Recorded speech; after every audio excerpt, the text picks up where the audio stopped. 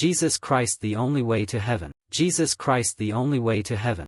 దేవుని యొక్క మహాకృపను బట్టి మరొకమారు మీతో వాక్యాన్ని ధ్యానించడానికి ప్రభువు నాకు మంచి సమయాన్ని అనుగ్రహించారని నేను ఎంతగానో ప్రభువును స్తుతిస్తూ దేవాతి దేవునికి వందనాలు.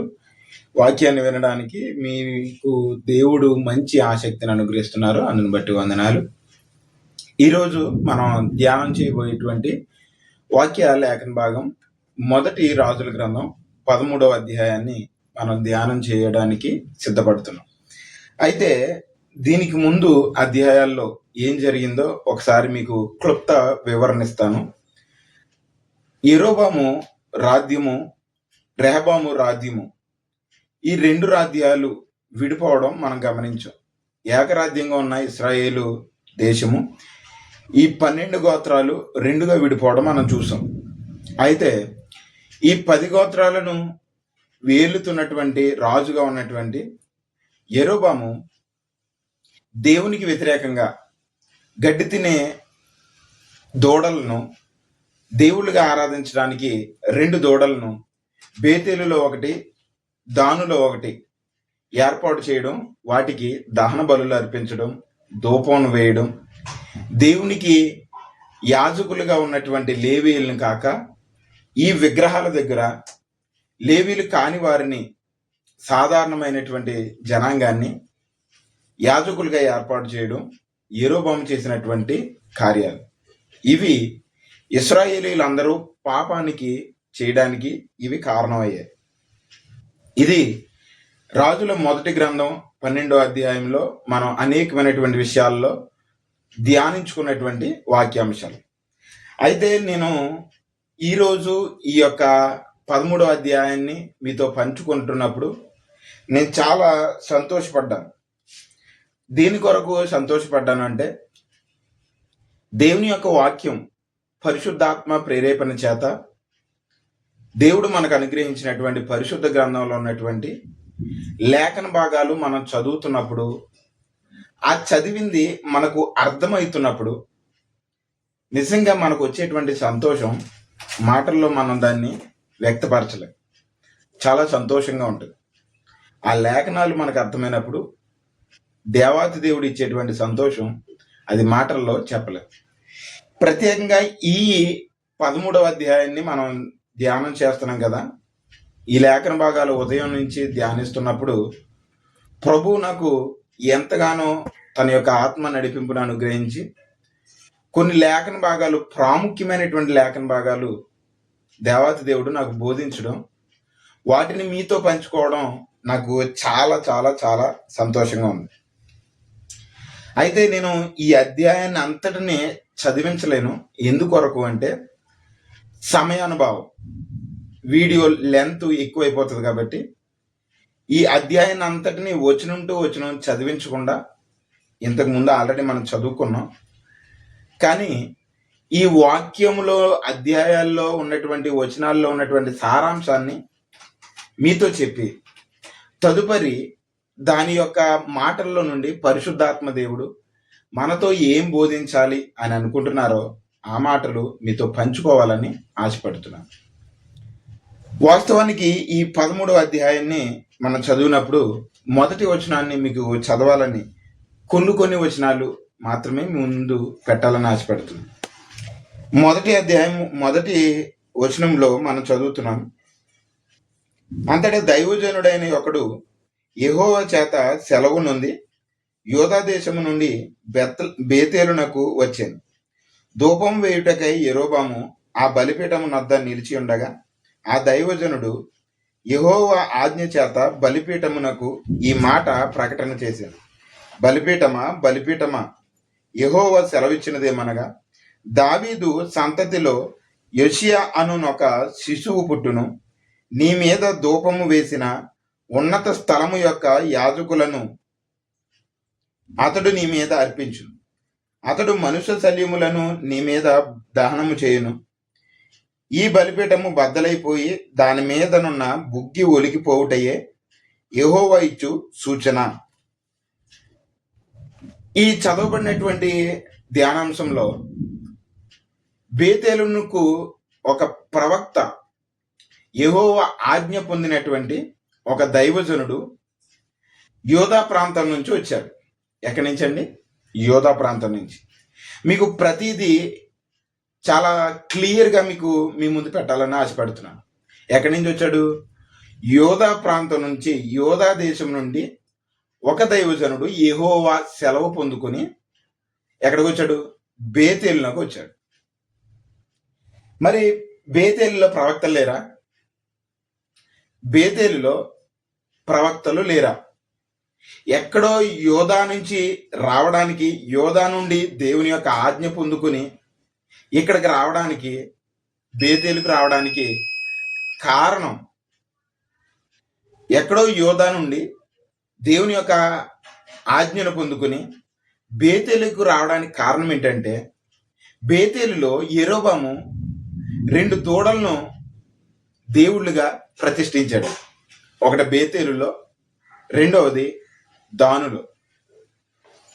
ఈ దానులో, బేతేలులో విగ్రహాలు నిలబెట్టి దేవునికి పూజ చేస్తున్నప్పుడు, అంటే ఇవి దేవుని యొక్క ప్రతిమ, దేవుని యొక్క రూపంలో ఏర్పరచబడినవి అని వాటికి ధూపం వేస్తుంటే, వాటికి దహన బలులు చేస్తుంటే ఈ కార్యము పాపానికి కారణమైంది.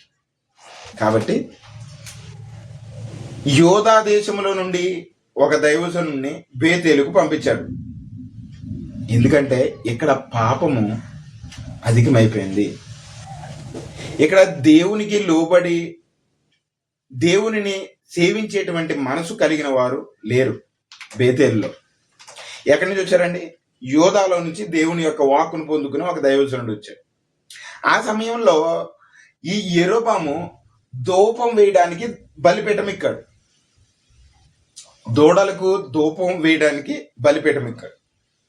ఆ సమయంలో దైవజనుడు వచ్చి చెబుతున్నాడు, బలిపీఠమా బలిపీఠమా అని ఈ యెరోబాము ఎక్కినటువంటి బలిపీఠము నాకు ఒక మాట సెలవిస్తున్నాడు. ఆ మాటను మనం గమనించగలం. బలిపీఠమా బలిపీఠమా, యెహోవా సెలవిచ్చినదేమనగా, దావీదు సంతతిలో యోషియా అను ఒక శిశువు పుట్టును, నీ మీద ధూపం వేసిన ఉన్నత స్థలము యొక్క యాజకులను అతడు నీ మీద అర్పించు. అతడు మనుష్య శల్యములను నీ మీద దహనము చేయును. ఈ బలిపీఠము బద్దలైపోయి దాని మీదనున్న బొగ్గి ఒలికిపోవుటయే యెహోవా ఇచ్చు సూచన.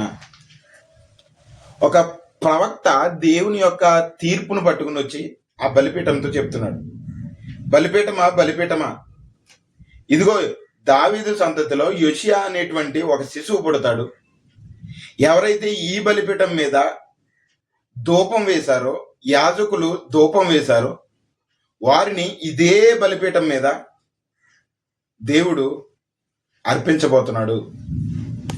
వారి యొక్క శల్యములు, వారి యొక్క ఎముకలు ఈ యోషియా అనేటువంటి రాజు దహనం చేయబోతున్నాడు.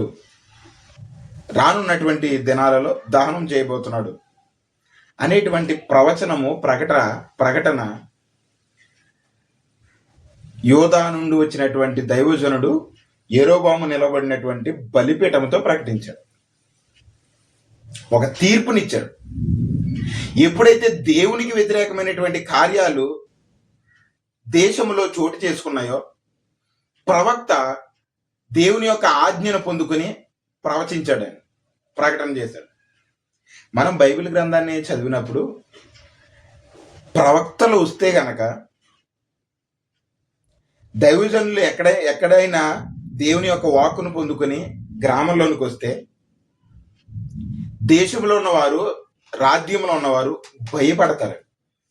భయం. ఇదే వివరణను 1 సమూయేలు గ్రంథంలో సౌలును దేవుడు రాజుగా తృణీకరించిన తర్వాత దావీదును రాజుగా ఎన్నుకోవాలి అనుకునేటువంటి ఉద్దేశంలో సమూయేలు ప్రవక్తను పంపిస్తాడని. సమూయేలు ప్రవక్తను పంపిస్తాడు. అప్పుడు దేశంలో ఉన్నటువంటి, రాజ్యంలో ఉన్నటువంటి ప్రజలు భయపడి, సమూయేలు రాకను చూసి భయపడి ఈ విధంగా చెప్తారు, సమాధానముగా వచ్చుచున్నావా? అంటే ప్రవక్తల రాక ఒక తీర్పును పట్టుకుని వస్తే ఆ తీర్పు ఏమవుతుందో అనేటువంటి భయాందోళన ప్రజల్లో ఉంటుంది. సమూయేలు రాక దేశ ప్రజల్లో, రాజ్య ప్రజలలో భయాన్ని కలగజేసింది, మిక్కిలి భయాన్ని కలగజేసింది. సమాధానంగా వచ్చుచున్నావా అని ప్రజలు సమూయేలును అడగడం మనం చూడొచ్చు బైబిల్ గ్రంథం నుంచి. ఇక్కడ యోధా దేశము నుండి వచ్చినటువంటి ప్రవక్త ఒక ప్రకటనను పట్టుకొచ్చాడు. ఎలాంటి ప్రకటన అంటే బలిపీఠాలు కూల్చివేయబడతాయి. దేవునికి స్థానము లేనటువంటి, దేవునికి వ్యతిరేకమైనటువంటి రాజ్యాలు కానీ, మనుషులు కానీ, బలిపీఠాలు కానీ, దేవునికి మహిమ తేవలేనటువంటి ఏ కార్యమైనా సరే దేవుడు కొట్టివేస్తాడు. యెరోబాము ధూపం వేయడానికి సిద్ధమైనప్పుడు దైవజనుడు వచ్చి ఆ బలిపీఠంతో చెప్తున్నాడు, బలిపీఠమా, దావీదు సంతతిలో జన్మించేటువంటి యోషియా అనేటువంటి శిశువు అనేటువంటి రాజు ఈ బలిపీఠం మీద ఎవరైతే యాజకులుగా ఉండి ధూపం వేశారో వారిని ఇదే బలిపీఠం మీద ధూపం వేస్తారు, అంటే కాల్చి వేస్తాడు.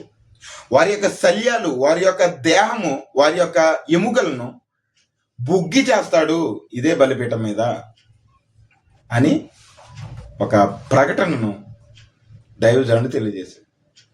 ఇది జరుగుతుంది అనేటువంటి సూచనకి ఒక ఆధారం ఏంటయ్యా అంటే, ఇప్పుడు ఈ మన 3వ వచనంలో మనం చదువుకుందాం. ఈ బలిపీఠము బద్దలైపోయి దాని మీదనున్న బుగ్గి ఒలికిపోవుటయే యెహోవా ఇచ్చేటువంటి సూచన. రాబోయేటువంటి దినాల్లో యోషియా చేసేటువంటిది జరుగుతుందా లేదా అనే దానికి సూచన ఏంటంటే, ఇప్పుడు ఈ బలిపీఠము బ్రద్దలైపోతుంది. ఈ బలిపీఠం మీద అర్పించబడినటువంటి దహన బలి బుగ్గు ఒలికిపోతుంది. ఈ బలిపీఠము బ్రద్దలైపోతుంది.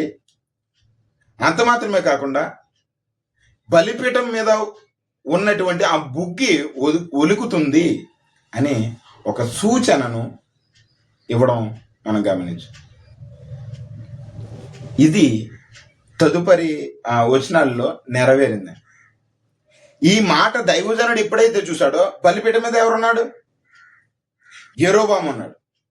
యెరోబాము చెయ్యి చాచి ఆ దైవజనుడిని పట్టుకోండి, ఆ ప్రవక్తను పట్టుకోండి అని ఇలా చూపించాడు. ఈ హస్తము దేవుని యొక్క ఉగ్రతకు గురైంది. ఈ చెయ్యి దేవుని యొక్క ఉగ్రతకు గురైంది. యెరోబాము ఏ చేత్తో అయితే ఇలా చూపించాడో అదే చెయ్యి అలా ఉండిపోయింది. మరలా వెనక్కు తీసుకోవడానికి కూడా శక్తి లేకపోయింది యెరోబాముకి. అప్పుడు మరలా యెరోబాము దైవజనుడు వేడుకోవడం, దైవజనుడు యెహోవాకు ప్రార్థించడం, మరలా దాన్ని వెనక్కు తీసుకోవడానికి యెరోబాముకు శక్తి వచ్చింది, తిరిగి వెనక్కి తీసుకోవడానికి. చూడండి, మనం గమనించవలసింది ఏంటంటే, దేవునికి వ్యతిరేకంగా మనం ఏదన్నా చేస్తే దేవుని యొక్క ఉగ్రత, తీర్పు మన మీద ఉంటుంది. ఈ మేలు పొందుకున్నాడు కదా యెరోబాము. మేలు పొందుకున్నటువంటి తదుపరి ఈ దైవజనుడితో ఈ విధంగా చెప్తున్నాడు. అప్పుడు 6వ వచనం, అప్పుడు రాజు, నా చెయ్యి మునుపటి వలె బాగోగునట్లు నీ దేవుడైన యెహోవా సముఖమందు నా కొరకు వేడుకొనమని ఆ దైవజనుని బతిమాలు కొనగా, దైవజనుడు యెహోవాను బతిమాలు కొనెను గనుక రాజు చెయ్యి మరలా బాగై మునుపటి వలె అయింది. అప్పుడు రాజు, నీవు నా ఇంటికి వచ్చి అలసట తీర్చుకొనుము, నీకు బహుమతి ఇచ్చేదనని దైవజనునితో చెప్పగా. ఇప్పుడు ఏం చెప్పాడు? రాజు దేవుని యొక్క ఆశీర్వాదాన్ని, ఈ స్వస్థతను వెనక్కి తీసుకోవడానికి, ఈ యొక్క చేతిని వెనక్కి తీసుకోవడానికి, స్వస్థతను పొందుకోవడానికి దేవుని దగ్గర నుంచి ఒక మేలును పొందుకున్నాడు. ఇప్పుడు ఏమని అడుగుతున్నాడంటే యెరోబాము ఆ దైవజనుని, అయ్యా మా ఇంటికి రండి, అలసట తీర్చుకోండి. అలసట తీర్చుకున్నటువంటి తదుపరి మా ఇంటి దగ్గర అన్నపానములను పుచ్చుకోండి అని దైవజనుడితో యెరోబాము చెప్పడం మనం చదువుకున్నాం. అయితే దీని వెనకాల ఉన్నటువంటి ఉద్దేశం నిజంగా ఇదేనా, వేరే ఏదైనా ఉందా? నిజంగా దేవుడు స్వస్థపరిచాడు చేతిని అని ఉద్దేశంతో మా ఇంటికి వచ్చి అలసట తీర్చుకోండి, అన్నపానాలు పుచ్చుకోండి అన్నాడా? వేరే ఉద్దేశం ఏమైనా ఉందా? అది నిజంగా చాలా ప్రాముఖ్యమైనటువంటి అంశం. ఆ అంశాలు ఒకదానితో ఒకటి ఈ అధ్యాయాన్ని అంతా కూడా ధ్యానం చేసుకున్నటువంటి తదుపరి మనం వీటిలో ఉన్నటువంటి పరిశుద్ధాత్మ దేవుడు రాయించడానికి కారణాన్ని కూడా మనము గుర్తెరగాలి. అయితే ఇక్కడ మీ అందరితో పంచుకుంటున్నటువంటి అంశం, ఎప్పుడైతే ఈ రాజు మా ఇంటికి సేద తీరడానికి రండి, అలసట తీర్చుకోవడానికి రండి, అన్నపానములు పుచ్చుకోండి అన్నటువంటి సందర్భంలో అప్పుడు రాజుతో దైవజనుడు చెప్తున్నాడు. 8వ వచనం, దైవజనుడు రాజుతో ఇట్లా, నేను నీ ఇంటిలో సగము నీవు నాకు ఇచ్చినా సరే నేను నీ ఇంట్లోకి రాను. ఈ స్థలమందు నేను అన్నపానములు పుచ్చుకొనను. అంత మాత్రమే కాకుండా దేవుడు తనతో చెప్పినటువంటి మాటను ఇక్కడ దైవజనుడు చెప్తున్నాడు. ఏంటంటే, అన్నపానములు పుచ్చుకొనవద్దనియు నీవు వచ్చిన మార్గమున తిరిగి పోవద్దనియు యెహోవా వాక్కు చేత దైవజనుడు పంపబడ్డాడు. ఒక దైవజనుణ్ణి దేవుడు ఎలా పంపాడంటే, నువ్వు ఆ దేశంలో అన్నపానములు పుచ్చుకోవద్దు, పాయింట్ నెంబర్ 1. పాయింట్ నెంబర్ 2, నువ్వు ఏ దారినైతే వెళ్ళావో మరలా తిరిగి ఆ దారిని రావద్దు. బేతేలుకు ఎలా అయితే వెళ్ళావో మరలా అలా తిరిగి రావద్దు అని చెప్పాడు. దేవుని యొక్క వాక్కు దైవజనుడికి చెప్పింది. ఇదే మాటను మన యెరోబాము రాజుతో చెప్పడం మనం గమనించాం. ఈ మాటను యెరోబాముతో చెప్పి తన యొక్క ప్రయాణమై వెళ్ళిపోతున్నాడు. ఈ బేతేలులో ఒక ముసలి ప్రవక్త ఉన్నాడు. ఈ ముసలి ప్రవక్త తన కుమారుల ద్వారా జరిగినటువంటి ప్రతి కార్యాన్ని, యెరోబాము బలిపీఠం మీద కూర్చొని నిలబడి దూడకు ధూపం వేసినప్పుడు దైవజనుడు రావడం, దైవజనుడు ఒక తీర్పును ప్రకటించినప్పుడు యెరోబాము చెయ్యి చాపినప్పుడు ఆ చెయ్యి వెనక్కి తీసుకోలేకపోవడం, మరలా దేవునికి ప్రార్థన చేస్తే ఆ చెయ్యి బాగుపడడం, ఈ మాటలన్నీ కూడా ఒక బేతేలులో ప్రవక్త ఉన్నాడు, ముసలి ప్రవక్త ఉన్నాడు. ఆ ప్రవక్త కుమారులు ఆ యొక్క ముసలి ప్రవక్తతో తెలియజేశారు, ఇలా జరిగింది నాన్న అని చెప్పేసి. ఇప్పుడు ఆ వ్యక్తి దగ్గరికి ఈ ముసలి ప్రవక్త గాడిద మీద ఎక్కి ఏ దారినైతే తను వెళ్ళిపోతున్నాడో, యోధా దేశం నుండి వచ్చినటువంటి దైవజనుడి దగ్గరికి ఏ దారినైతే వెళ్ళిపోతున్నాడో ఆ దారిలోనికి ఈ యొక్క ముసలి ప్రవక్త వెళ్ళాడు. వెళ్ళి ఈ విధంగా చెప్తున్నాడు. ఏంటయ్యా అంటే, 14వ వచనాన్ని 15వ వచనాన్ని మనం చదువుకుందాం. అప్పుడు అతడు నా ఇంటికి వచ్చి భోజనము చేయమనగా అతడు, నేను నీతో కూడా మరలి రాజాలను నీ ఇంట ప్రవేశింపను, మరియు నీతో కలిసి ఈ స్థలమందు అన్నపానములు పుచ్చుకొనను.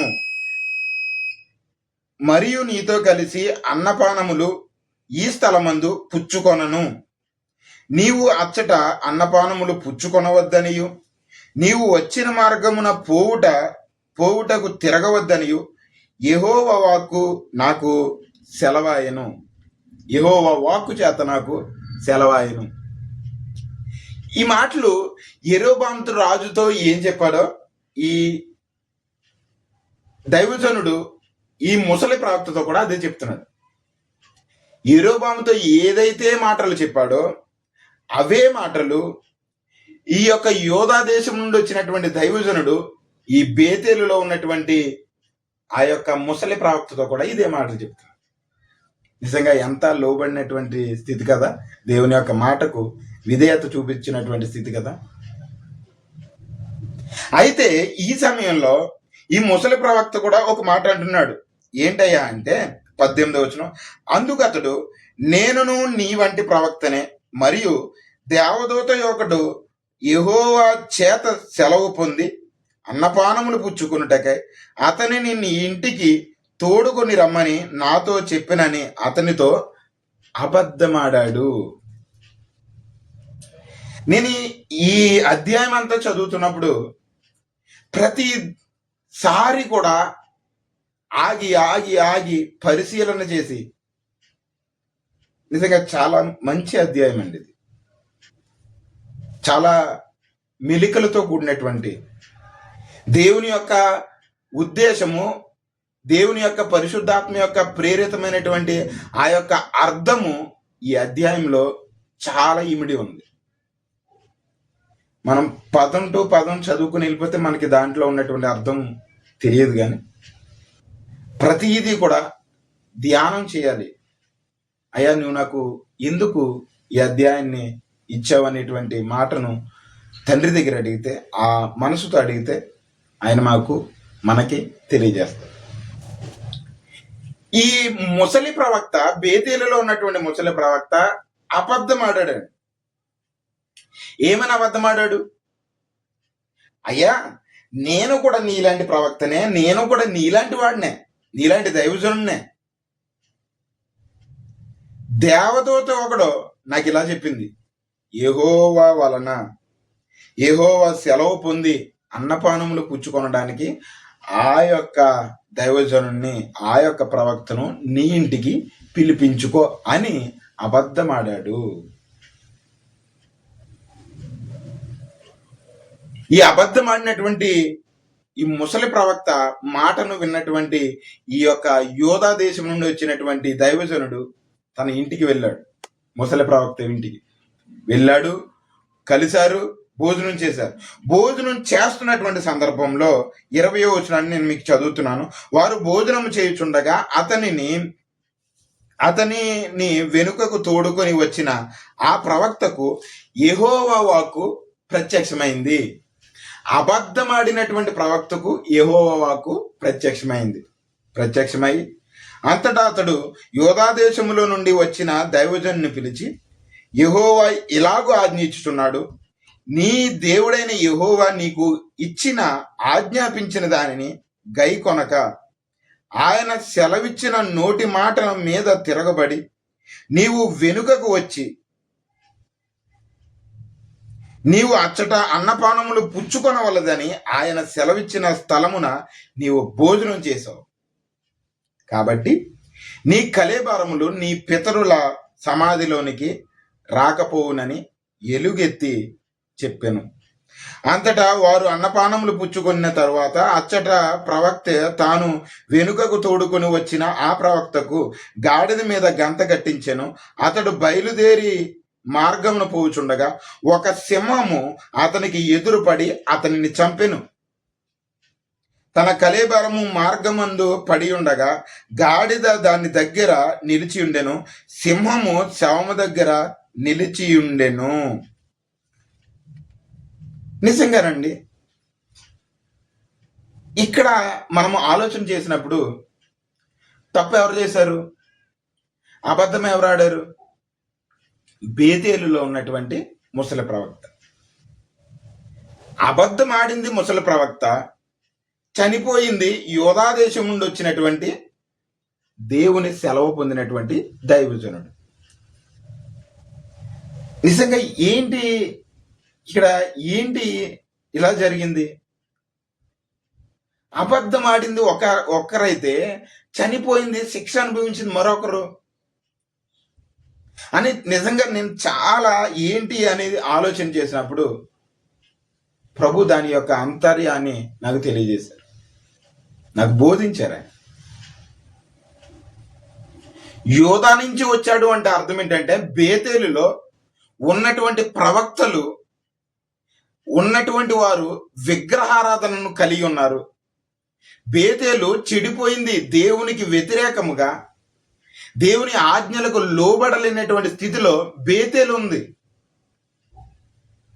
అలాంటి సందర్భంలో యోధా నుంచి దేవాతి దేవుడు ఒక వార్కును ఇచ్చి ఒక దైవజనుని పొందుకున్నారు, పంపించారు.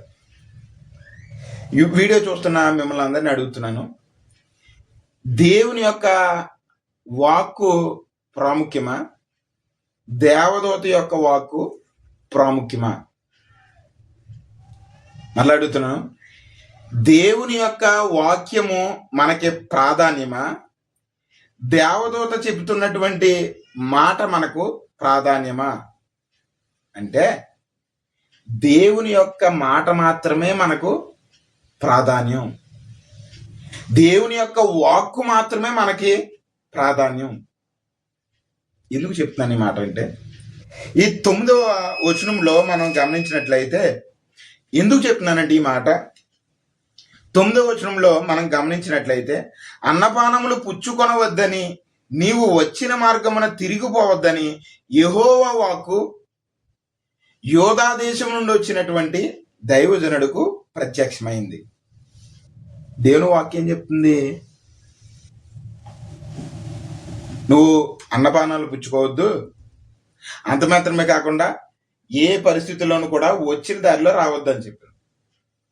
కింద బేతేలులో ఉన్నటువంటి ముసలి ప్రవక్తకి 18వ వచనంలో ఏమని ప్రత్యక్షమైందంట, అందుకు అతడు, నేనును నీ వంటి ప్రవక్తనే, మరియు దేవదూత ఒకడు యెహోవా చేత సెలవు పొంది అన్నపానములు పుచ్చుకొనుటకై అతనిని నీ ఇంటికి తోడుకొని రమ్మని నాతో చెప్పింది.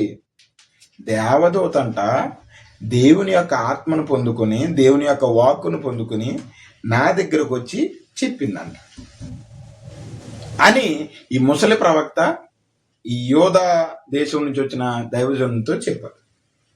ఏ మాట ప్రాముఖ్యం మనకి ఏ మాట ప్రాముఖ్యం?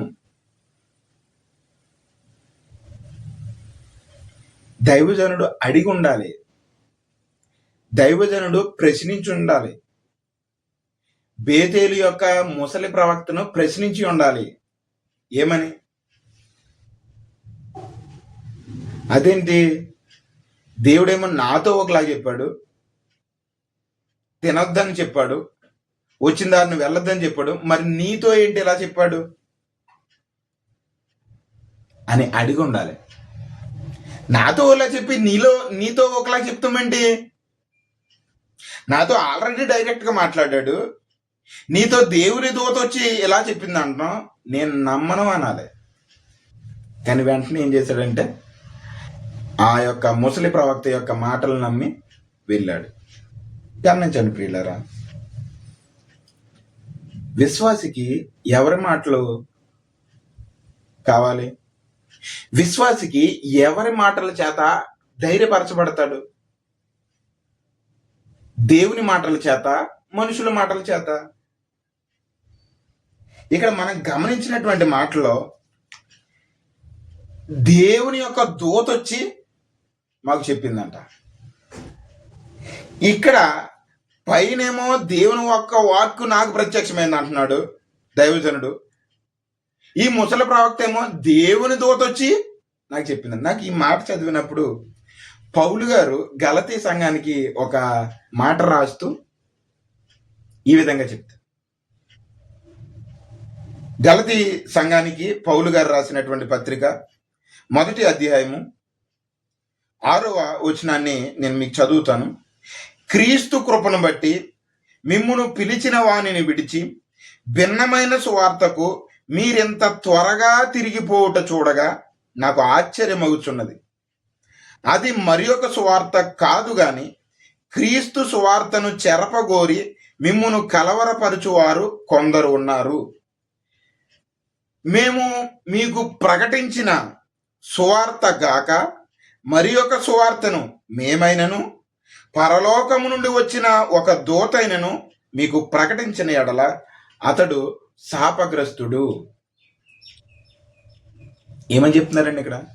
ఓ గలతీ సంఘస్థులారా, ఓ గలతీ ప్రాంతంలో ఉన్నటువంటి క్రీస్తును వెంబడిస్తున్నటువంటి వారులారా, మీరు అసలు మేము దేవుని గురించి ప్రకటించాం, ఈ దేవుని యొక్క సువార్తను మీకు తెలియజేశాం. మేము ప్రకటించిన సువార్తను కాదని ఇంత త్వరగా భిన్నమైనటువంటి సువార్తలకు మీరు ఇలా తొలగిపోవడం చూసి నాకు చాలా ఆశ్చర్యం కలుగుతుంది. ఎందుకు అంటే మేము మీకు ప్రకటించిన సువార్తను కాక మరి ఒక సువార్తను మేమైనను పరలోకం నుండి వచ్చిన ఒక దూత అయినను ప్రకటించిన ఎడల అతడు శాపగ్రస్తుడు. అపోస్తలులు సువార్తను ప్రకటించారండి, దేవుని యొక్క మాటను తెలియజేశారు. ఈ దేవుని యొక్క మాటను తెలియజేసినటువంటి తదుపరి క్రొత్త బోధలు తయారయ్యాయి. ఏ బోధలు? క్రొత్త బోధలు, క్రొత్త సువార్తలు బయలుదేరాయి. కాబట్టి ఆ గలతీ సంఘంలో ఉన్నవారట తొలగిపోయారట. ఈ దైవజనుడు దేవుని యొక్క వాక్కు చేత పంపబడినటువంటి దైవజనుడు ఇప్పుడు వేరే ఒక దేవదూత వచ్చి చెప్పింది అని ఒక ముసలి ప్రవక్త చెప్పడం వల్ల నమ్మేశాడు. దేవుని ఆజ్ఞకు తిరుగుబడ్డాడు. తన యొక్క ప్రాణాన్ని కోల్పోయాడు. అర్థమవుతుందండి మీకు? ఈనాడు క్రీస్తు సువార్త కాకుండా మనుషులు వారి యొక్క స్వార్థ ప్రయోజనాల నిమిత్తం సువార్తను చెప్తున్నారు. పౌలు చెప్తున్నాడండి, అయ్యా మేము ఇప్పుడు సువార్తను ప్రకటించాం, ఈ సువార్తను మేమే మరలా వచ్చి వేరే విధంగా చెప్పినా, లేకపోతే మేమే కాదు దేవదూతలు సాక్షాత్తుగా దిగి వచ్చి ఈయన మీ కొరకు ప్రాణం పెట్టలేదు, మీకు కొరకు ప్రాణం పెట్టిన వారు వేరే వారు ఉన్నారు, లేకపోతే ఇవి చేస్తే కాదు ధర్మశాస్త్రాన్ని కూడా మీరు చెయ్యాలి అని ఇలాంటి సువార్తను దేవదూత కూడా వచ్చి చెప్పినా సరే వాడు శాపగ్రస్తుడవుతాడు. నిజంగా ఒక ప్రవక్త ఎవరికి లోబడాలండి? దేవునికి లోబడాలి. ఒక మాట దేవుని మాటను తెలియజేసినప్పుడు, ఒక మాట దేవుని యొక్క సువార్తను తెలియపరిచినప్పుడు ఆ సువార్తను చెరపగోరేటువంటి సువార్తలు కూడా ఉంటాయటండి. అదే చెప్తున్నారు ఇక్కడ. దేవుని యొక్క ఆజ్ఞను పొందుకున్నాడు దైవజనుడు. ఈ దైవజనుడి యొక్క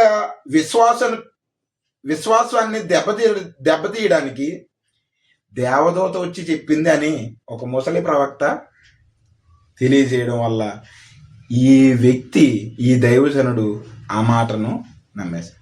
మనం కూడా ఈనాడు సువార్త ఏం వింటున్నాం? ఈనాడు సువార్త మనం ఏం వింటున్నాం? దేవుడు మన కొరకు వచ్చాడు, పాపాత్ములమైనటువంటి మన కొరకు వచ్చాడు, ఆయన శిలువ మీద మరణించారు, ఆయన రక్తాన్ని కార్చారు, మన కొరకు మరణించి తిరిగి లేపబడ్డారు, పునరుత్థానుడయ్యాడు. ఈ సువార్తను మనం వింటున్నామా? లేకపోతే ఆశీర్వాదాలు, మేలులు, దీవెనలు, ఈ సువార్త మనం వింటున్నామా? నిజంగానండి, ఈ రెండు వ్యత్యాసాలను మీ ముందు పెట్టడానికి కారణం ఏంటంటే క్రీస్తు యొక్క ప్రేమను ఈనాడు ప్రకటించే వాళ్ళు తక్కువైపోతారు. క్రీస్తు యొక్క ప్రేమను సమాజానికి, పాపములో ఉన్న వారికి ప్రకటించేవారు ఉండట్లేదు. కాబట్టి ప్రతి ఒక్కరూ గమనించవలసింది ఏంటంటే, దేవుడు మీతో చెప్తున్నటువంటి మాటలు ఈ బైబిల్ గ్రంథంలో ఉన్నాయి. ఈ బైబిల్ గ్రంథంలో కానిటువంటి మాటలు మీకు నిజంగా చెప్పాలంటే, ఇప్పుడు ఈనాడు దేవుని యొక్క వాక్కు ఒకలాగా ఉంటుంది, మనుషుల యొక్క వాక్కు ఒకలాగా ఉంటుంది. దేవుని యొక్క వాక్కు ఏంటి?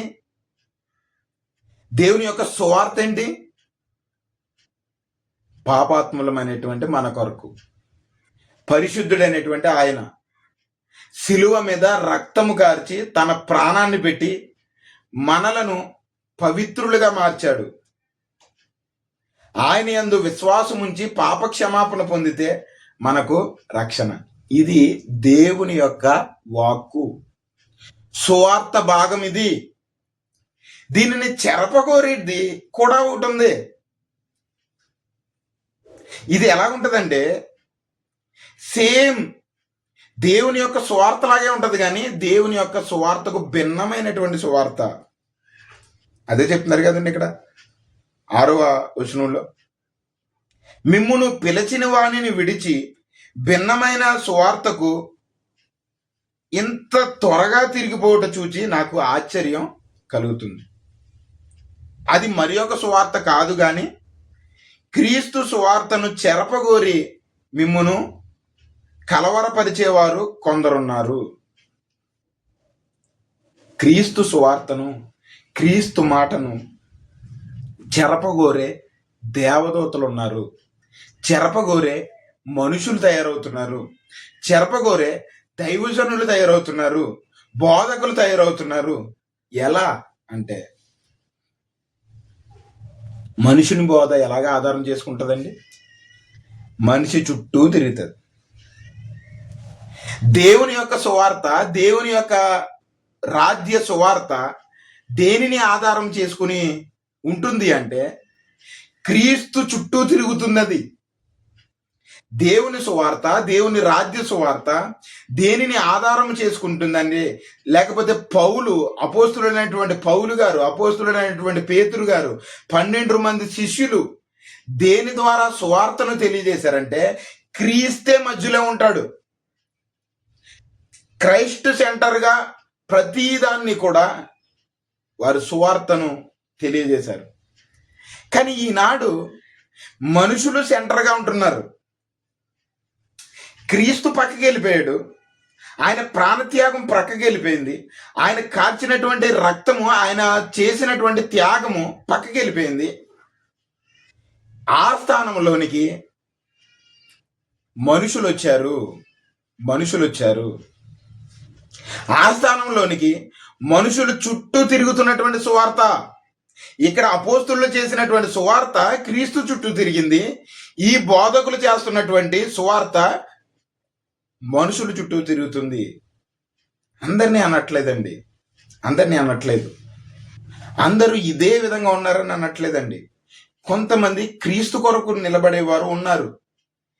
అధికమైనటువంటి శాతము మనుషుల చుట్టూ సువార్తను ప్రకటింపజేసి వారి యొక్క సామ్రాజ్యాలు కట్టే విధంగా ఉంటున్నారు. ఇది దేవుని దూత చేసేటువంటి సువార్తలు. ఇవి మనుషులు చేసేటువంటి సువార్తలు. దేవుని యొక్క వాక్కు ప్రకారం ఉన్నది ఎలాగుంటుంది, మనుషుల యొక్క వాక్కుల ప్రకారం ఎలాగున్నదో మీ ముందు పెట్టారు. ఇది ఎలాగుంటుందంటే సువార్త, క్రీస్తు సువార్తను చెరపగోయేటువంటి సువార్త ఎలాగుంటుందంటే మోటివేషన్స్ ఎక్కువ ఉంటాయి. క్రీస్తు సువార్తను చెరపగోరే సువార్తలో మోటివేషన్స్ ఎక్కువ ఉంటాయి. మీరు చేయగలరు, దేవుడు మిమ్మల్ని స్వస్థపరుస్తాడు, దేవుడు మిమ్మల్ని ఆశీర్వదిస్తాడు, మీ కీడును మేలుగా సిద్ధపరుస్తాడు. ప్రతిదీ కూడా మీకు పాజిటివ్ చేకూర్చేటువంటి విధముగా క్రీస్తు సువార్తను చెరపగోరేటువంటి సువార్త ఉంటుంది. ఇదిగో ఈ మీటింగ్ వచ్చినటువంటి నాటి నుండి ఎప్పటి నుండే నీ దుఃఖ దినములు సమాప్తమవుతున్నాయి అనేటువంటి మాటలు మనం వినగలం. ఎక్కడ? క్రీస్తు సువార్తను చెరపగోరేటువంటి సువార్త. మరి అసలు ఇప్పుడు బోధలోను, ఇప్పుడు ప్రసంగాంశాల్లోనూ ఎవరు ఉండాలి? క్రీస్తు ఉండాలి. క్రీస్తు మధ్యలో ఉండాలి.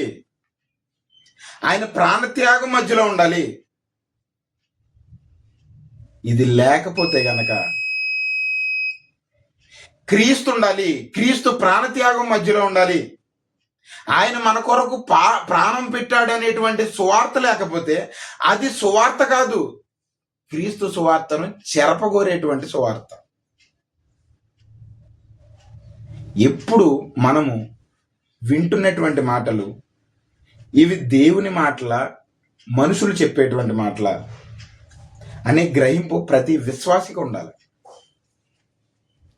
బోధకుడు బోధిస్తున్నటువంటి మాటలు క్రీస్తును మధ్యలో పెట్టి క్రీస్తును కేంద్రీకృతం చేసి వారి ప్రసంగం ఉంటుందా, వారి బోధ ఉంటుందా, లేకపోతే మనుషులు వారి యొక్క స్వార్థాన్ని వ్యక్తం చేయడానికి చేసేటువంటి బోధలు ఉంటున్నాయా?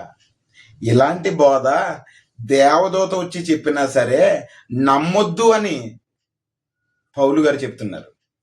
ఇలాంటి క్రీస్తు సువార్తను చెరపగోరేటువంటి సువార్త మేమొచ్చి చెప్పినా మరలా అంటే కొన్ని పరిస్థితుల్లో మారేటువంటి అవకాశం ఉంటుంది కాబట్టి మేము ఇప్పుడు చెప్తున్నదే సువార్త. దీన్ని కలపడానికి లేదు, తీసివేయడానికి లేదు. మనం గమనించాలి. ఇలాంటి సువార్తను, క్రీస్తు సువార్తను, భిన్నమైనటువంటి సువార్త దేవదూతలు వచ్చి చెప్పినా సరే నమ్మొద్దని చెప్తున్నాడు. ఈనాటి క్రైస్తవ్యం ఈ భిన్నమైనటువంటి సువార్తల వైపు తిరుగుతుంది.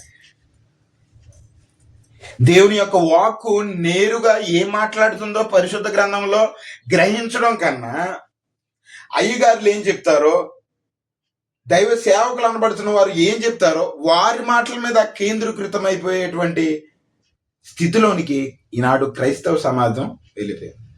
దాని పర్యవసానం ఏంటి చెప్పమంటారా?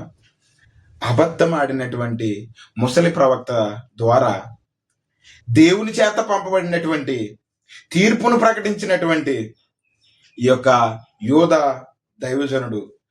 దేశపు దైవజనుడు తన యొక్క ప్రాణాన్ని కోల్పోయాడు, తన యొక్క ప్రాణాన్ని పోగొట్టుకున్నాడు. కారణం దేవదూత యొక్క మాటను నమ్మడం, అబద్ధమాడినటువంటి వ్యక్తి యొక్క మాటను నమ్మడం. గమనించండి ప్రియులారా, మనం వింటున్నదేంటి, మనం చూస్తున్నదేంటి, వాక్యములో ఉన్నదేంటి, ఈ ప్రతి వివేచన హృదయము మనకి ఖచ్చితంగా ఉండాలి. మనం ఎప్పుడైనా సరే ఒక బోధకుడు బోధించేటువంటిది వాక్య ప్రకారంగా ఉందా లేదా అనేది గ్రహించాలి. ప్రవక్త ఏది మాట్లాడినా సరే దేవునికి లోబడి మాట్లాడతాడు. ప్రవక్త ఏది మాట్లాడినా సరే మనుషుల కోసం చూడండి, దేవుని కొరకే చూస్తాడండి. దేవుడు తనకి ఇచ్చినటువంటి పనిని నెరవేర్చాలని ప్రవక్త చూస్తాడు, కానీ మనుషుల కొరకు చూడడు. ఈ యోధా నుంచి వచ్చినటువంటి దైవజనుడు దేవుని చిత్తం నెరవేర్చాలని వచ్చాడు. ఇక్కడ బేతేలులో ఉన్నటువంటి ముసలి ప్రవక్త తన రాజు అయినటువంటి యెరోబాము యొక్క బహుశా తన ప్రభావంలో ఉండొచ్చు. ఇక్కడ ఈ ప్రవక్త, యోధా ప్రవక్త దేవుని చిత్తానికి, దేవుని యొక్క అధికారానికి లోబడితే, ఇక్కడ ముసలి ప్రవక్త యెరోబాము యొక్క అధికారానికి లోబడేటువంటి అవకాశాలు ఉన్నాయి. అయితే మనం ఈనాడు ప్రకటించేటువంటి ప్రకటనలో కూడా మనుషుల్ని సంతోషపెట్టేవారిగా ఉంటుంది. మనుషుల్ని సంతోషపెట్టేవారు. దేవుని యొక్క వాక్యం గలతీయులకు రాసినటువంటి పత్రికలో 1వ అధ్యాయంలో ఒక మాట నేను చదువుతాను, చూడండి. 10వ వచనం చదువుతున్నాను. నేను మనుషుల దయను సంపాదించుకొనగోరుచున్నానా, దేవుని దయను సంపాదించుకొనగోరుచున్నానా? నేను మనుషులను సంతోషపెట్టుచున్నానా? నేను ఇప్పటికీ మనుషులను సంతోషపెట్టువాడనైతే క్రీస్తు దాసుడను కాకపోవును. ఎవరిని సంతోషపెట్టాలనుకుంటున్నావు నీ ప్రసంగం ద్వారా? ఈనాడు మనం వింటున్నటువంటి సువార్త మనల్ని సంతోషపెట్టే విధంగా ఉంటుందండి. ఈనాడు మనం వింటున్నటువంటిది ఎక్కడ వింటున్నప్పటికీ కూడా మనము వినే ప్రతి దాని ద్వారా మనము సంతోషం సంతోషం సంతోషం ఏంటి? దేవుని యొక్క వాక్కు మనతో చెప్పినప్పుడు మనం బాధపడాలా? దేవుని దగ్గరికి వచ్చి, అయ్యా నన్ను పాపిని ప్రభువాన్ని నేను క్షమించాలి, నేను నీ యొక్క కృపను పొందుకోవాలి, నీ యొక్క సన్నిధిలో నేను, అయ్యా దేవుని యొక్క వాక్కు మనకు ప్రకటించబడిన తర్వాత మనలో పశ్చాత్తాపం రావాలి. ప్రభు పాద సన్నిధికి వచ్చి మనము ఆయనను వేడుకున్నప్పుడు అప్పుడు మనకు సంతోషం రావాలి. కానీ ఈనాడు సువార్తలన్నీ ఎలాగ ఉంటున్నాయంటే సంతోష పెట్టడానికి, మనుషులను సంతోష పెట్టడానికి బోధకులు సువార్తను చేస్తున్నారండి. సువార్త కాదు ఇది, క్రీస్తు శిలువను చెరపగోరేటువంటి సువార్త, భిన్నమైనటువంటి సువార్త. ఈనాడు మనం ఏం వింటున్నాం, ఏం చూస్తున్నాం? నేను గత లాస్ట్ సెషన్స్ నుంచి వాక్యం చెప్తున్నప్పుడు అనేకమైనటువంటి వ్యతిరేకతలు ఏంటంటే, వాక్యాన్ని వాక్యంగా చెప్తున్నప్పుడు అందరికీ తగులుతున్నాయి. గత దినాల్లో బైబిల్ మిషన్ సంబంధించినటువంటి మాటలు చెప్పినప్పుడు అక్కడి నుంచి వ్యతిరేకత, పెంతుకోస్తు గురించి చెప్పినప్పుడు పెంతుకోస్తులో ఉన్నది పరిశుద్ధాత్మ అనుకుని భ్రమపడుతున్నారు, అది మోసపూరిచే భ్రమపరిచే దెయ్యపు ఆత్మ అని చెప్పినప్పుడు అక్కడి నుంచి నాకు వ్యతిరేకతలు. అయినప్పటికీ ఈ వాక్యము నాకు మాదిరి. నేను ఎవరిని సంతోష పెట్టాలనుకుంటున్నాను? నేను ఎవరిని సంతోష పెట్టాలనుకుంటున్నాను? నేను దేవుణ్ణి సంతోష పెట్టాలా? నేను మనుషుల్ని సంతోష పెట్టాలా? దేవుని యొక్క వాక్యం ద్వారా మనుషులను దయను సంపాదించుకోవాలా? దేవుని దయను సంపాదించుకోవాలా? మనుషులు నన్ను బలానమ్మకమైన వాడా అనాలా? దేవాతి దేవుడు బలానమ్మకమైన మంచి దాసుడు అని మెచ్చుకోవాలా? పౌలు గారు చెప్తారు, నేను మనుషులను సంతోషపెట్టు వాడనైతే నేను ఎప్పటికీ క్రీస్తు దాసుడును కాకపోదు. ఈ ప్రవక్త దేవుని యొక్క మాటను సెలవిచ్చాడు ఆ బలిపీఠంతో, కానీ చివరికి దేవుని యొక్క మాటను నిర్లక్ష్యం చేసి అవిధేయత చూపించి ఏమైపోయాడండి? తన యొక్క ప్రాణాన్ని కోల్పోయాడు.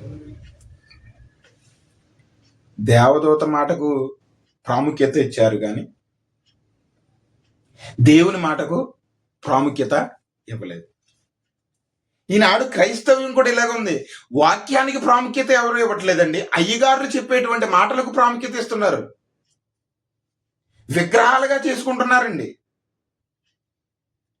అలాంటి సందర్భంలో మనము శ్రమను చూడడానికి ఏ మాత్రము కూడా మనం అనర్హులం కాదు.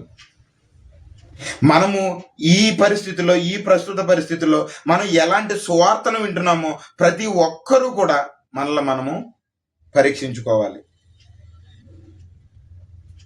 ఏం గమనిస్తున్నాము? రాజు ఈ స్వస్థత పొందుకున్నటువంటి తదుపరి, అయ్యా మా ఇంటికి రండి, మేము మీకు బహుమానం ఇస్తామన్నప్పుడు, మా ఇంటికి వచ్చి అలసట తీర్చుకోండి, అన్నపానములు తీర్చుకోండి అన్నప్పుడు ప్రవక్త వాటి కొరకు ఆశపడలేదండి. కానీ ఈనాటి ప్రవక్తలు, ఈనాటి బోధకులు గిఫ్ట్లు అనేసరికి మనుషుల దయను సంపాదించుకోవడం కోసం తాపత్రయపడుతున్నారు. మనుషులను సంతోష పెట్టడానికి వారిని వారు అప్పగించుకుంటున్నారండి. కాదు, దేవుని యొక్క వాక్కు సెలవిస్తుంది ఏంటంటే, మన సువార్త, క్రీస్తు సువార్త, ఆయన మన కొరకు వచ్చాడు, మన కొరకు ప్రాణం పెట్టాడు అనేటువంటి ఈ సువార్తను కాదని ఆశీర్వాదాల చుట్టూ, మనుషుల చుట్టూ చేసేటువంటి భిన్నమైనటువంటి సువార్తలని ఎవ్వరు ప్రకటించినా సరే వాడు శాపగ్రస్తుడు. ఎంత ఖచ్చితంగా ఉందండి దేవుని మాట. ఇక్కడ అబద్ధమాడినటువంటి ముసల ప్రవక్త కూడా పరిశుద్ధాత్మ దేవుడు రాయించలేదు, కానీ ఇక్కడ తన యొక్క స్థితి కూడా దారుణంగా ఉండుంటది. అబద్ధం ఆడాడని. ఈనాడు మనమందరము కూడా పరీక్షించుకోవాల్సింది ఏంటయ్యా అంటే, ఇదిగో మనుషులు దేవుని యొక్క వాక్కుకు ప్రాధాన్యత ఇస్తున్నారా? దేవదూతల వాక్కుకు ప్రాధాన్యం ఇస్తున్నారా? క్రీస్తు సువార్తకు ప్రాధాన్యత ఉంటుందా? మనుషుల యొక్క క్రీస్తు సువార్తను చెరపగోరేటువంటి మనుషుల సువార్తకు, భిన్నమైనటువంటి సువార్తకు ప్రాధాన్యత ఉంటుందా? ఎక్కువ క్రీస్తు సువార్తకు ప్రాధాన్యత ఉండట్లేదండి, భిన్నమైనటువంటి సువార్తలు ఉంటుంది. ఒకసారి మనల్ని మనమే పరీక్షించుకుందాం. మన స్థితి ఎలాగుంది? మనం ఎలా దేవుని వైపు ఎలా నడుస్తున్నాం? దేవుని యొక్క మార్గాల్లో మనం ఎలా నడుస్తున్నావో లేదో మనం అందరికీ పరీక్షించుకోవాలి. ఏది సువార్త, ఏది భిన్నమైనటువంటి సువార్త చెప్పండి? ఏది వాక్కు, ఏది దేవదూతల వాక్కు? ఏమి ఎదురు ఎవరి యొక్క సంతోషం కొరకు నువ్వు ప్రయత్నం చేస్తున్నావు? ఎవరి యొక్క సంతోషం కొరకు నువ్వు ప్రయత్నం చేస్తున్నావు? పౌలు గారండి ప్రతి దానికి ఉదాహరణ. పౌలు భక్తుడు సెలవిస్తున్నటువంటి మాట, నేను మనుషుల దయను సంపాదించుకోవాలా, దేవుడి దయను సంపాదించుకోవాలా? నేను మనుషులను సంతోషపెట్టాలా, దేవుని సంతోషపెట్టాలా? నేను మనుషుల చేత బలానమ్మకమైన వాడా అని అనిపించుకోవాలా, దేవుని చేత బలానమ్మకమైనటువంటి మంచి దాసుడా అనిపించుకోవాలా? పౌలు చెప్తున్నటువంటి మాట, నేను కనుక మనుషులను సంతోషపెట్టేటువంటి సువార్తను ప్రకటిస్తే, మనుషులను దయను సంపాదించుకునేటువంటి మాటలను నేను వారికి చెప్తే, నేను క్రీస్తు దాసుడను కాదు. నేను క్రీస్తు దాసుడును కాదు. నాకు దేవుని దయ కావాలి, దేవుని సంతోషం కావాలి. నాకు ఈనాటి సువార్త మనుషులను సంతోష పెట్టాలని ఉంటుంది. ఈనాటి సువార్త మనుషుల దయను సంపాదించుకోవాలని వారి చుట్టూ తిరుగుతుంది, మనుషుల చుట్టూ తిరుగుతుంది. అపోస్తుల బోధ క్రీస్తు చుట్టూ తిరిగింది, అపోస్తుల బోధ శిలువ చుట్టూ తిరిగింది, అపోస్తుల బోధ మన కొరకు ప్రాణం పెట్టి చనిపోయి పునరుత్థానుడైనటువంటి క్రీస్తు చుట్టూ తిరిగింది. కానీ ఈనాడు మనం వింటున్నటువంటి సువార్తకు భిన్నమైనటువంటి సువార్త ఇది. మరి ఒక సువార్త కాదు, క్రీస్తు సువార్తను చెరపగోరేటువంటి సువార్త. మనుషులను సంతోష పెట్టాలని, మనుషుల దయను సంపాదించుకోవాలని దేవదూత వచ్చి చెప్పినా సరే మీరు నమ్మొద్దు. క్రీస్తు నా కొరకు ప్రాణం పెట్టాడు, ఆయన నా కొరకు శిలువ మీద రక్తం కార్చాడు, నన్ను పాపాత్మకమైనటువంటి స్థితి నుండి నన్ను పరిశుద్ధతలోనికి మార్చాడు. ఇదే సువార్త, ఇదే దేవుని యొక్క వాక్కు. దేవదూతల వాక్కు మనకొద్దు, దేవదూతల వాక్కు మనకొద్దు. అది మనుషులను సంతోషపెట్టడానికి చూస్తుంది. కాబట్టి మనమందరము కూడా ఆలోచన చేయవలసింది ఏంటంటే, ఈ 13వ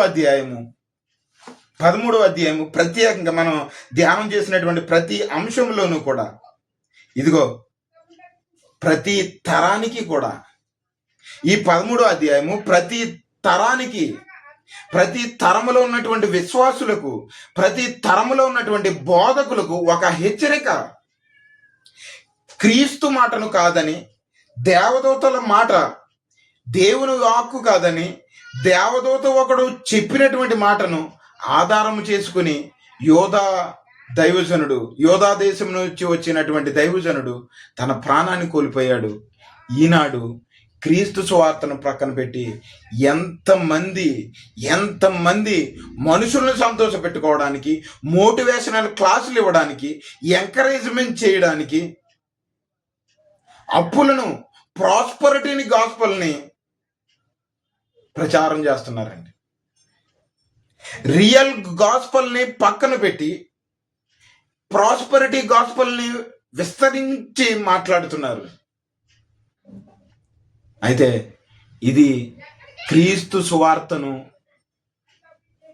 నాశనం చేసేటువంటి, క్రీస్తు సువార్త అర్థాన్ని మార్చివేసేటువంటి భిన్నమైనటువంటి సువార్త.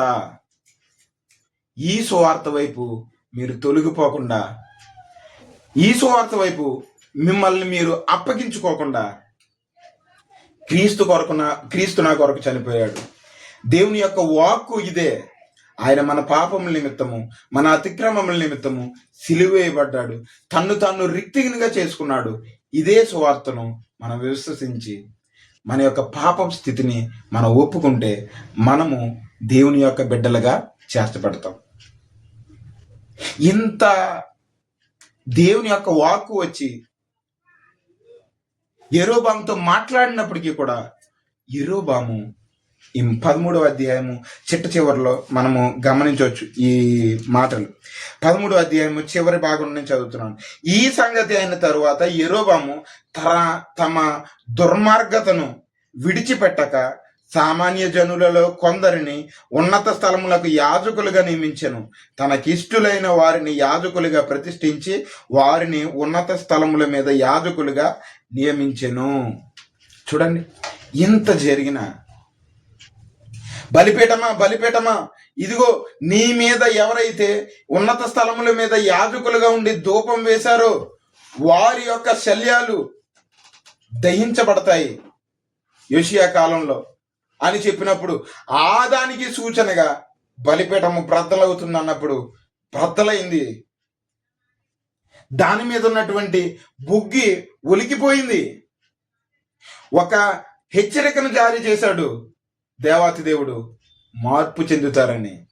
ఇదిగో ఈ సువార్తను మీకు చెప్పినప్పుడు మీరు మార్పు చెందలేకపోతే, నిజ సువార్త వైపు నువ్వు తిరగపోతే, ప్రాస్పరిటీ సువార్త నుండి, నీ ఆశీర్వాదాల సువార్త నుండి నిజ సువార్త వైపు నువ్వు తిరగకపోతే యెరోబాముకు వచ్చినటువంటి స్థితి మనకి కూడా రాదు అని చెప్పడానికి ఏ మాత్రం కూడా సందేహం లేదు. నమ్మి విశ్వసించిన వాడు రక్షింపబడును, నమ్మని వానికి శిక్ష విధింపబడును. ఏ సువార్త వింటున్నావు? ఏ సువార్త నిన్ను రక్షిస్తాదో మీ ముందు పెట్టాను. క్రీస్తే ఆధారముగా ఉండేటువంటి సువార్తే మనల్ని రక్షిస్తుంది. కాబట్టి ఆ సువార్త వైపు మిమ్మల్ని మీరు సిద్ధపరచుకోండి. వాక్యం వైపు మీ హృదయాలను విత్తరండి. దేవుడి కొద్ది మాటలను మన వినికిడిలో దీవించి ఆశీర్వదించును గాక. అందరికీ హృదయపూర్వక వందనాలు.